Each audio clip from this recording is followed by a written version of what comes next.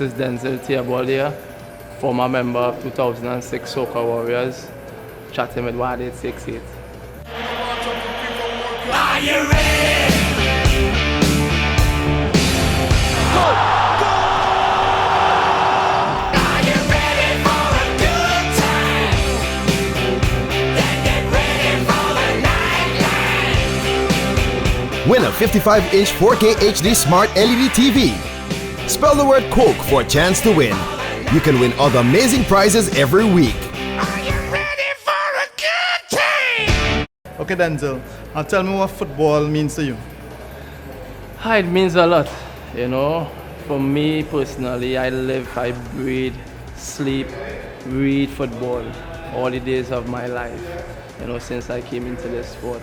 And it's one of the main reasons why I'm still playing today, because of my love for the game. So I will say my love goes beyond, you know, the measure of words. Tell me when you got started in football, your earliest memories in the sport. One of my earliest memories was working with Charlie the White, you know, from my age of 9, 10 years old, being in Savannah with Charlie the White soccer coaching school.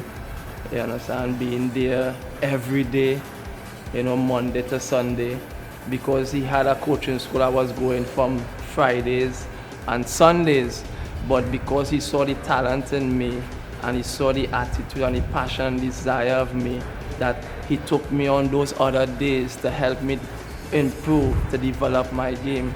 So that was one of my earliest, you know, childhood memories. Do you remember what attracted you to football in the first place? Nothing really special. It was just that, you know, I always loved sports on the whole. So you will catch me watching football, tennis, basketball, you know, whatever sports. And I think what attracted me to football, you know, was that time for me was the Trinidad and Tobago 1989 squad, you know, failing to qualify by just 1 point. I remember at home watching that game as a 7-year-old and not really knowing what was taking place, but there's the euphoria behind the whole atmosphere at the stadium, and seeing we lost that important game, it brought tears to my eyes, and I didn't understand what it took. But again, you know, that was what really pushed me on in the sport of football. Did you have any hero or so on that particular team, or anyone that stood out for you then? Nah, I must say Hudson Charles, you know, really stood out because, you know, of his work ethic, you know, and everyone was more familiar with, you know, the Russell Atapi at that time. But no one really stood out. I was just, you know, more wanting the country to do well, and I being part of the country. Tell me about your development from that stage as a footballer to you know, eventually being on the field with guys like David Beckham and so on.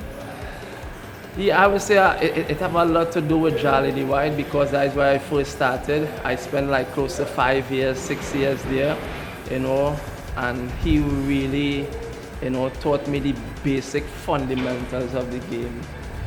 And I would say, you know, being with him for that period of time helped my football develop a lot, helped me learn, you know, what it takes, you know, to be successful, in terms of him, you know, sharing that knowledge and information with me, you understand, was crucial. And also, you know, having the support of my mom, you know, was very critical as well too. So that will push me on to help me to remain focused, knowing where I come from as well too, which is in Laventille area, around the bridge they call it.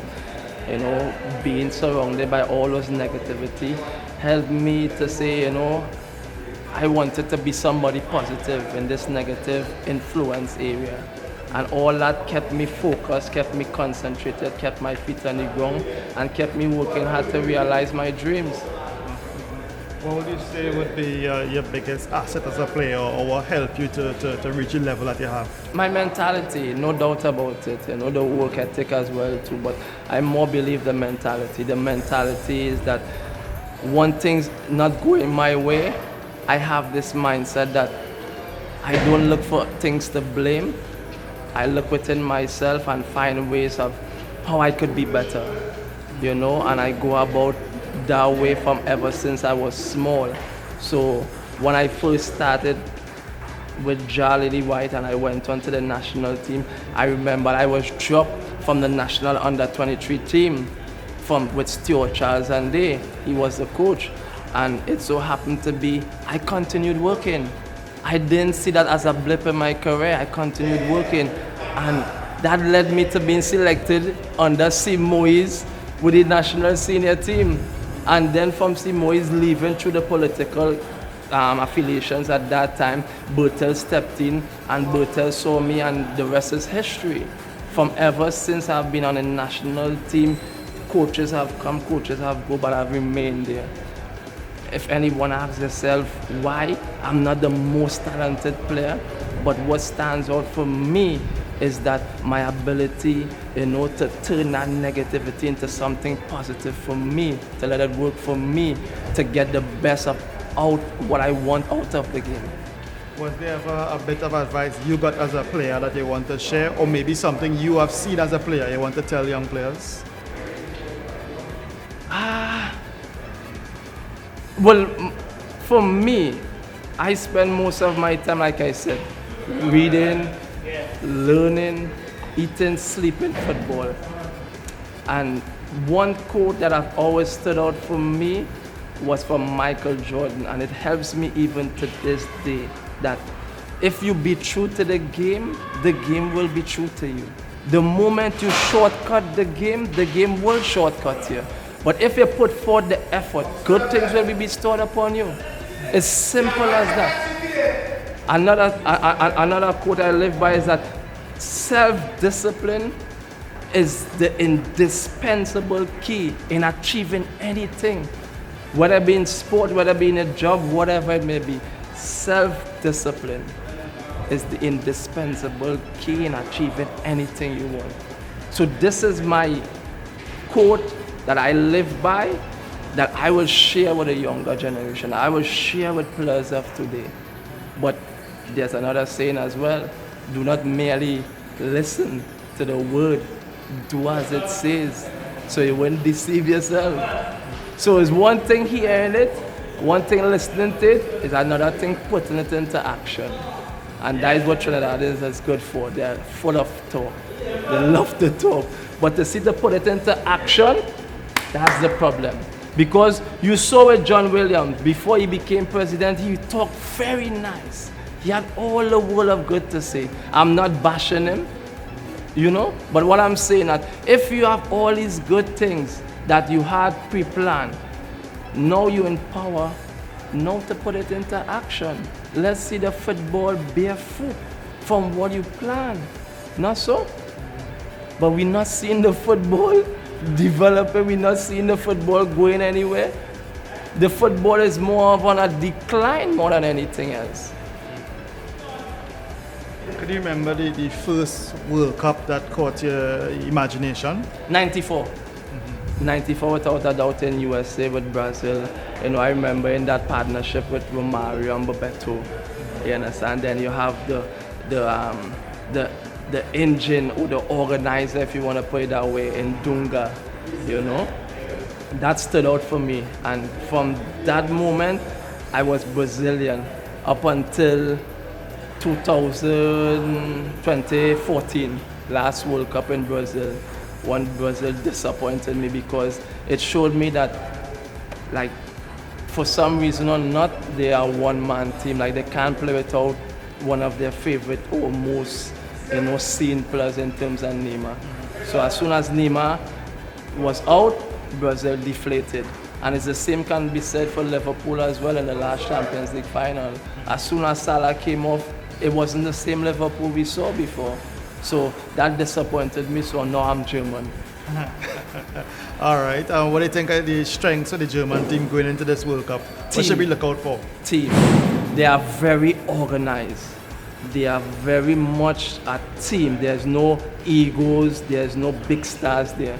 They work together to get the job done. There's not the most talented team at the World Cup because you have Spain, you have Argentina, you have Brazil there in front of them. But what gets them by is the ability to be organized, be difficult to beat, and also with being able to play as a team, to work together for one another, and having no big stars there to really, take away from what they're about.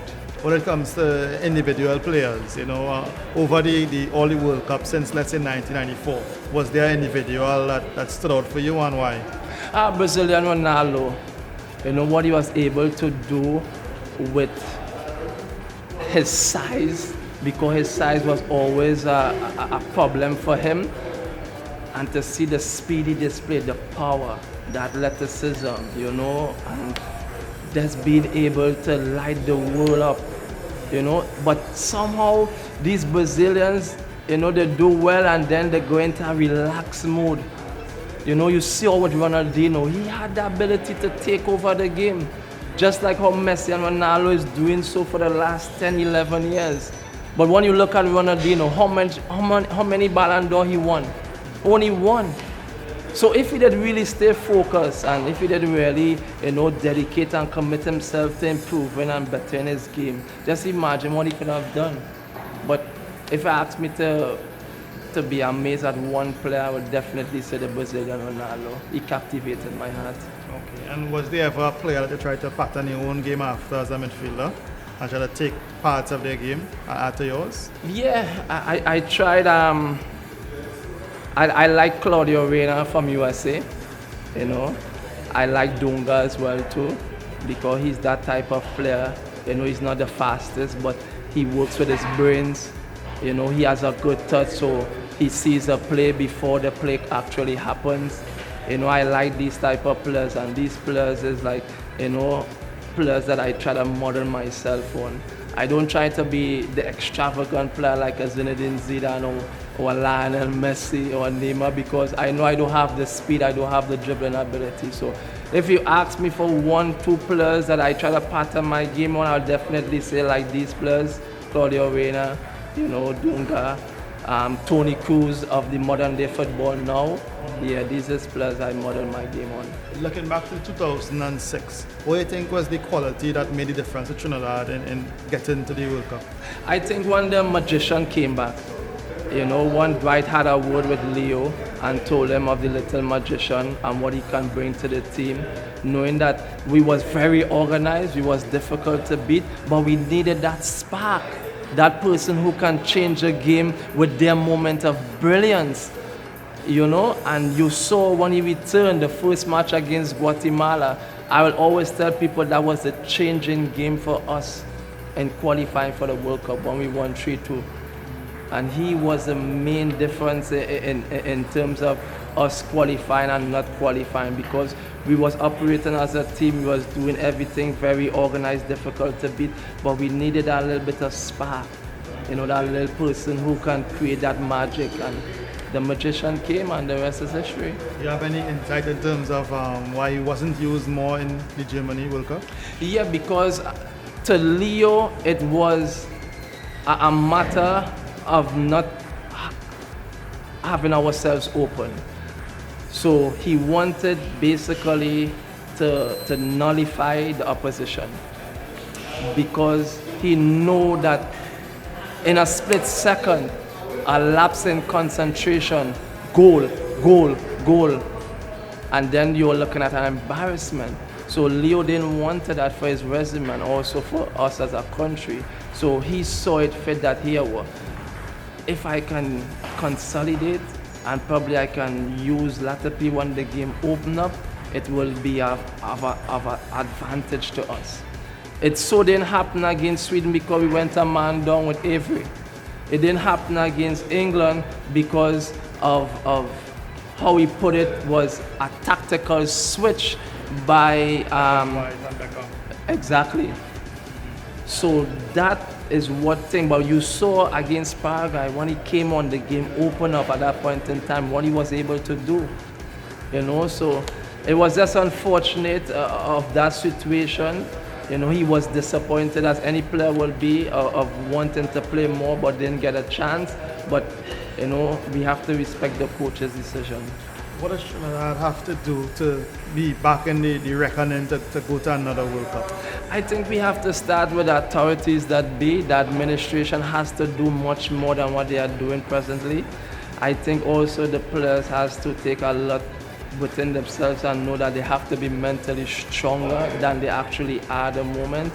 And I think if we can work on these both issues, we can get Trinidad back to the successful level that it's supposed to be at.